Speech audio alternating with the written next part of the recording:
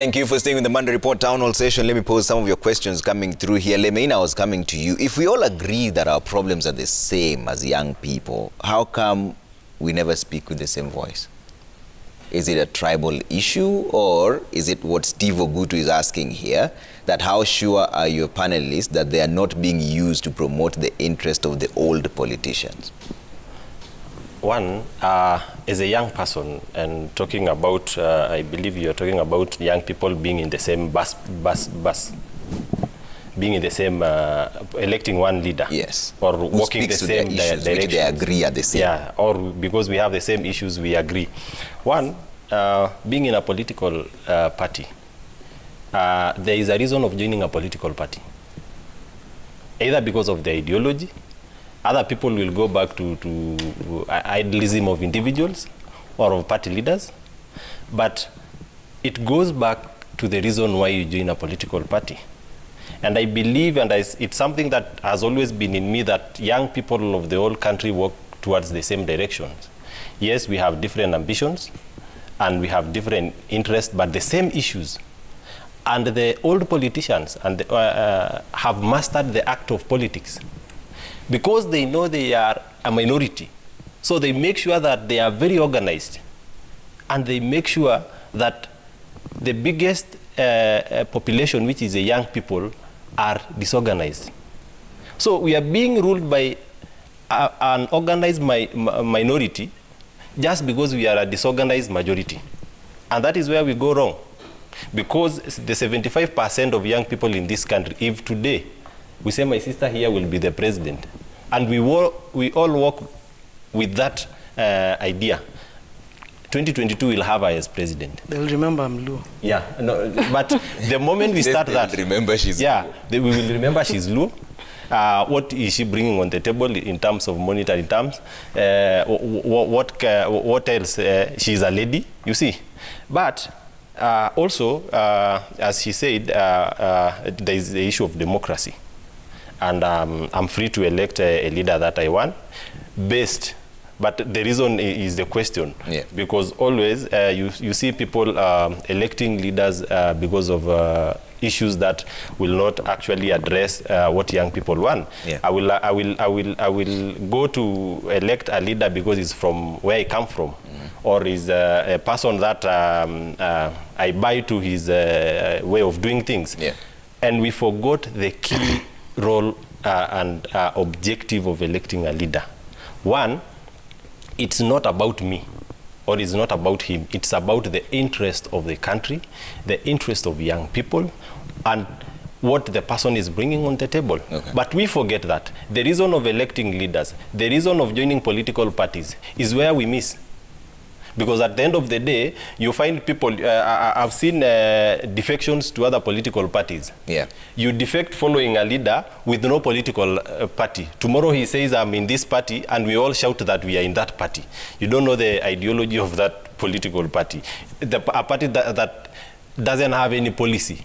Yeah. You are just being brought a party on the table, and you shout that you are following that party. Okay. So the reason why young people cannot walk the same to the same direction, one, apart from the democracy issue, is that the leadership that we have in our country has mastered on how to disorganize and put young people in a position whereby they can never agree. Okay. And an enemy of a young person is a young person. Because when we try to bring a reasonable leadership when it comes to young people, the politicians that we've been having will bring in young people who will serve their interest. And that is the problem that we have now, even in our young elected leaders. Yeah. You bring in a person who has not been mentored in leadership politically, and that is why we see most of the young elected leaders are excited when they get to leadership. Not because they are bad people, no, but because they are there to serve the interest of the older politicians. Okay. And that will keep on recurring as long as young people don't think straight towards electing leaders. How can we break that chain? And Irene, you brought in a very interesting aspect when you mentioned that if the young people decided that they are voting you in as a president, they would. But you said that suddenly they'll remember. They'll remember Luo, yes. Luo. It's been a big problem. Say, for instance, just take a random Kikuyu child, say, for instance, or even now, especially now, take a random Kalenjin child and probably show him Raila Odinga's photo. He's a very bad man. You know, like it's almost like children are raised when they're totally brainwashed into thinking an individual is bad for whatever reason. So when we are growing up, because naturally, to teach a child the way they should go, they won't depart from it. And that culturally has happened for a long time. Right now, the way to remedy most of what is said is we are having school governance. I'm not sure whether the tribe factor is playing when we are electing school presidents, the class presidents and everything else.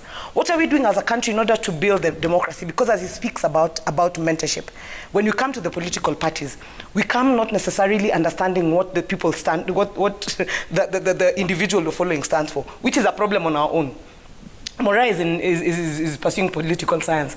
So right now, she has no reason telling me that she simply followed someone because she's following. She's in school for a reason. So by the time she's coming out with the mind of a young person who is probably just young and coming out and confirming that we are raised to be a generation of fools who can then just pursue someone because they're that person, as opposed to pursuing ideology. And the ideology of a young person is literally their future.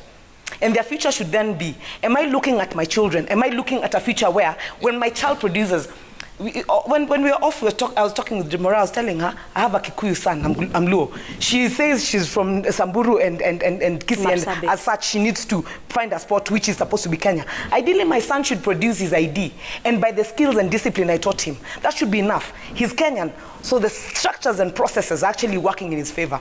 It ought not to be that it is important what his last name is. And believe me, a Raila Odinga president, vis-a-vis, okay, sorry, kuna farasi wawili hapa sana mi vile naifahamu.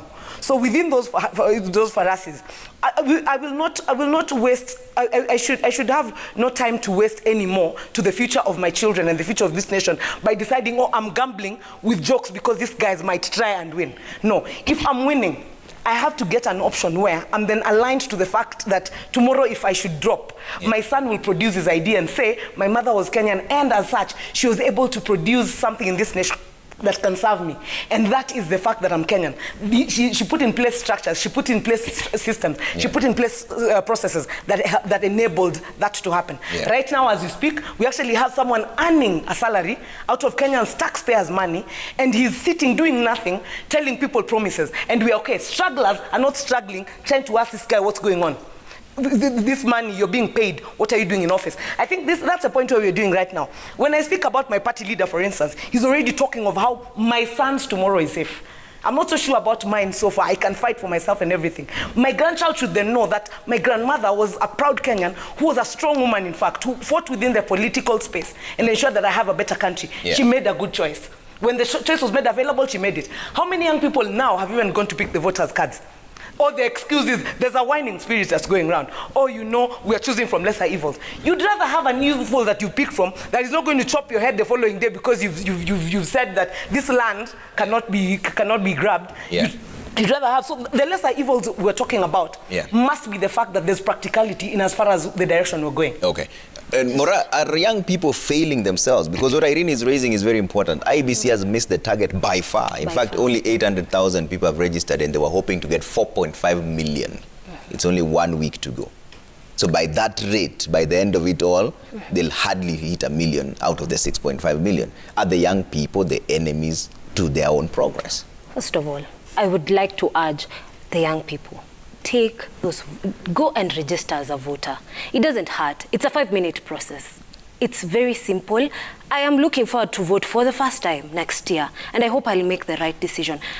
Let's wake up and decide, you know what, as young people, when we are disenfranchised from these political processes, we lose a lot. We are here sitting on fences wondering whether we will still get that HELB loan or not. We are here wondering how will I even pay these taxes? Will I be able to get my next meal? Why are we sitting on these fences? It's because we don't want to vote and vote in the right people. I want to go back a little to what you've asked both Tele and Irene. And first of all, we enable these tribal cocoons. How? Political leaders. What do? They look for leaders from Central Region, Northern Kenya, Rift Region, in sections. And they talk to them and promise them small things. So these people get out of that meeting feeling as if we as people from Region X deserve this and this. And we need to sit down and get our own party to bargain. But what about your people from your home area? It hurts me to see MCAs running to an area to be given handouts and sit down for a whole day and then come and tell me, vote for so and so. Yeah. What are you doing in that area? You've come to Nairobi. Maybe my MCA ametoka Nakuru. I'm from Nakuru County. Ametoka pale Flamingo Ward, Nakuru, London Ward, Nakuru County. Ninamwona amekimbia huku Nairobi for a political meeting, for his tribal cocoon. And then you come and tell me I'll be comfortable. And people will be comfortable if you're ganging up in tribal cocoons in order to negotiate for your positions. It doesn't work like that, and that is what enables this tribal culture. Some of us who do not have a tribal space in this country will not know where to place ourselves. And I pray to the good Lord that most people intermarry so that we lose this culture, so that people hawatakuwa na mtu wetu syndrome very soon. You're voting for the first time in 2022? Yes. And you're 23 now? Yes. Why didn't you vote in 2017? I turned 18. No, I was 18. I had turned 18 as they were registering voters. So you I hadn't gotten my ID yet, and yes. Okay, Solomon. Solomon, there's a question here from Hussein Ibrahim. It says, kindly ask them, can there be a possibility that they can all join hands to agitate the rights for youth in the whole country without aligning themselves to any political party until youth problems in this country is addressed once and for all? You see, a political issue should be addressed politically. And there's no way you can discuss political issues, political matters, without political parties. So let us have serious political parties in this country. And for once, I was thinking, we really need we need sanity in our political parties system. Yeah. These issues of people registering new political parties every electioneering period must stop. Look at Mount Kenya now. Almost everyone has a political party. Everyone who thinks I'm a governor who should be the next president or the deputy president or anything is registering a political party. I see no future in that. What we should do is build on the political parties that are there today, and then ensure those political parties that are there today have issues of the young people at hand. Let me now answer to him whether we can be able to lobby without belonging to political parties. Let me now focus on the lobbying to ensure that the issues of the young people are looked into and the future is certain. Yeah. And this is the way. The only way, and I'm telling you this, Trevor, with all honesty, the only way to ensuring that a young graduate who graduates from a university or a college is not given a wheelbarrow to push or a mkokoteni to pull is by manufacturing. We need to get it right in manufacturing in this country. The rate of absorption is too low. Okay. People are clearing universities, nowhere to go. Why? Because there are no industries to join. There are no factories. Walk around. I went to Mombasa a few weeks ago, and I went to a rubber factory. It's called Umoja, so sorry to mention. Then what I saw, the number of people I saw employed by that one manufacturer, just one. And I prayed to God, if they were 100 or 200 of them, we wouldn't be having this problem of even graduates following someone for handouts. Yeah. So I thank President Uhuru Kenyatta for coming up with the Big Four agenda, and one of them is manufacturing. So the next person, the next president should pick it from there. We need industries in this country. We need foreign and local investors given incentives that will attract them to investing in Kenya. Okay. Trevor, the big machine you drive, I would like to see it being imported to this country in parts, not in full. If it has to come into this country as a fully assembled car, it has to pay crazy import duty. But if it is imported in parts, where it has to be assembled at Thika or industrial area and earning, you know, our people some positions of employment. Yeah. That is the way we need it. We don't need people importing cars in this country fully assembled elsewhere. You know, we need some radical policies that will make our people get jobs. Okay. And then make it hard for these cartels to swindle our young people. Sometimes it is difficult to start up a business in this country. There are all legal procedures there. There are enough laws providing for investment.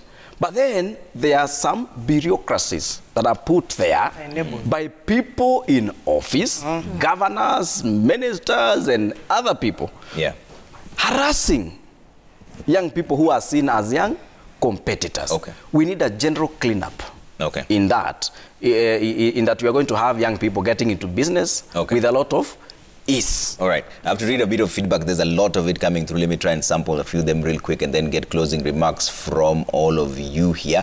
Noni Mudoni says civic education might just end up being part of the solution in this country. The common mwananchi out here who has been brainwashed by these politicians, they really need it. So think about civic education in just a bit. There's also Colonel Shazam Nexus, who says, pains me to see youthful leaders not advocating for their own. Kudos to Mora for being herself. I just think the others are just hoodwinking in the party affiliations. We the youth need opportunities for all, not just for CS positions. Isaac Wanjoy says cabinet positions or 100 billion that ends up misappropriated does not solve the youth issues. People structures to grow the economy and empower the youth with skills and access to capital is the only way out. Young people should not repeat the mistakes our parents made. Nathan David says the current troubles in Kenya ought to be tackled with such sobriety and outright discourses to ensure we all stay and keep each other in the know. As I usually say, the youth is not a career. It is a phase in life that ought to be harnessed with sincerity and utmost passion. Okanda Eugene says, from the rhythm of this conversation, I feel like my fellow young leaders have inclined towards a person more than the issues affecting the country. How can we change the landscape of our politics to be vision-oriented, value-based, and purpose-driven? Jix says, 2 reasons why most of this generation youth won't vote in 2022. Mostly because there is no interest in standing in line to vote while they can't deliver. And 2, this is a new generation. That's why there's a low voter turnout and low registration there. Edson says, please ask them, what are they doing to make sure youth speak in one voice? Can they organize a forum for discussion for all youth? Super Agent says, if youth in Kenya want their problem solved, they should mobilize and present one candidate to vie for the presidency. His campaign will be fully funded by the youth. We are the majority in terms of population, so we have the votes. Closing remarks, Irene, I'll start with you. What is the message to the young people out there listening without speaking about party affiliations, just a message to them? We're heading into the electioneering season. What should they be thinking about? Okay. So basically, this country belongs to us, all of us. But mostly, it belongs in tomorrow. We are merely on a train. When I get to my station, I get off. I specifically am very... You realize my voice is gone. It's because I had some activities at the coast over the weekend. And I had to agitate a lot over a lot of things that are happening. And especially Mombasa, kindly. Please ensure that people are using the ferry without being charged. Their parents have already paid taxes. These young people don't even have money. But now they have to now be subjected to punitive measures. That's a different thing. As for the space that we are presently occupying, we occupy a country that is ours. Sisi ni wenye nchi. We are not visitors here. Let us not act as though we are. Let us not allow people to come and walk over us as if we don't have a voice, as if your mother did not risk her life to give birth to you, that you come and become useless and claim that you will sit back because others are less evil. Be the angel. Come out, present yourself. Let us build on a country. We have schools that have governance. Let us make sure that we're building the capacity of these children. Let them start owning this nation. Let them start owning leadership. Let them know what integrity is and looks like when they're young. When they grow up, Kenya is going to have the kind of leadership that some of us actually are fighting so hard to get. Okay. Thank you. Lemaine? Yeah, I will say that as young people, we should know what we want. And what we want as young people is not empty promises. as we are seeing people altering out. We want total involvement of young people, especially in making government, because that is where we go wrong. We are allowing and inviting the conversation of being segmented and being promised the small jobs in government, and forgetting that there is a bigger picture and there is a bigger population in the country of young people. So we will go for a leadership that will bring in what young people want. Yeah. We want a lot of improvement when it comes to industrialization, and that is when we will create more jobs, and the government will benefit from that because it will get more revenues and more taxes on that. Yeah. Lastly, Mr. Trevor, as I say that is where I bring in Gideon Moi. But having said it all, as young people, not only in Kanu but in the country, the biggest fear that we have is not that we are inadequate, but the biggest fear that we have is that we are powerful beyond measure. Okay. And at the end of it, this is not our darkness, it is our light. And this time round, we are not taking any empty promises. There is nothing for us without us. Okay. Solomon? I want to say that, mention something she mentioned and Irene mentioned, to do with the tribes. I'm one person who is very positive about our tribes. They should unite us more than they should divide us. And I want to say in my Kikuyu culture, there are 3 pillars. One pillar is called Mudhamaki, Getonga, and Jamba. Mudhamaki is the king, Getonga is the rich person, and Jamba is the warrior. Those 3 must work together. There is no way the young people of this country are going to exclusively solve their issues. What I foresee in the next government and what I want to see in the next government is energy plus experience. There's no way we are going to say the elderly will not have their space. In any case, they have seen it all in this country. The young people are ambitious, energetic. Can we combine that? Energy plus experience, we resort to equal opportunities for all. And just like Nathan David has mentioned, youth is not a career. And what you do today, the decisions you make today will decide your tomorrow. But politically, this is what I want to state. Young people, let us be active. In 10 months, there will be a new parliament. In fact, as you will be reading news here, today you are calling it 12th parliament. You will now be calling it the 13th parliament. There will be a new set of members of parliament. There will be new MCAs. There will be new governors. There will be new senators. There will be new women members of parliament. Yeah. How many out of all those will be young? Because if we do not participate in the political process, yeah, by vying for these political offices, then we'll forever be out here crying because we do not have our own. So let us not always be people who, say, give me. Let us also try to fight for the space by vying for these political offices and also by lobbying for these appointments. Okay. I'm one person who is making a clarion call to those who will be in the next government, the president of the next government. Young people are 75% of this nation, or of this country's population. Can that be replicated in the government appointments and opportunities? Okay. Yes. Mora? As a struggler, as a young Kenyan, I would like to appeal that let us take our spaces. It's high time we stop complaining. It's high time we stop receiving noise rather than voice. It's high time we sit down and decide, you know what, ni sisi ndo tuko, na ni hivi ndo tutafanya, whether they like it or not. Whether we want to cry, wail, or they want to cry and wail, ni sisi ndo tuko. It's high time we as young Kenyans decide that we don't want fake promises. It's 2021.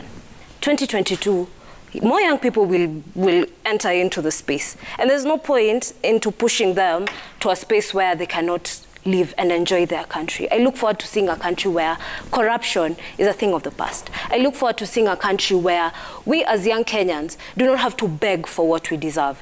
I look forward to seeing a country where we don't need to struggle in order to achieve what we should. I do not want to have an unpaid internship, yet I'm very much qualified as a young Kenyan. I do not want to receive obsolete technology in this country, yet I am an innovator in my own right. And it's high time we call these people out and tell them enough is enough. We are tired of struggling. We don't want to be hoodwinked. We don't want to be coerced. We don't want to be put in tribal cocoons. We know what we want and we are going to get it. We are the real strugglers in this nation, and we are going to achieve what we deserve as a nation. The struggle is real. Less noise, more voice. All right. Rebecca Mora, youth leader, Strugglers Movement. She calls herself a struggler. All right. Solomon Kuria, youth leader, Jubilee. Charles Lemaine, chairman, KANU Youth Congress, and Irina Yimba, NEC member, ODM Youth League. Thank you so much, all of you, for making time. I'm sure this conversation cannot end here. We'll have another conversation again. I promised you earlier on that we'll have the other party youth leaders as well coming in. Karobi Amaina, youth leader UDA, sent in his apologies. He couldn't make it tonight. We'll probably try and get him next time, all right? I see a lot of you asking about the UDA wing. They sent in their apologies. That's it for now. My name is Trevor Mbije. It's always been a pleasure having you with us. Let's do this again on Daybreak. Bye for now.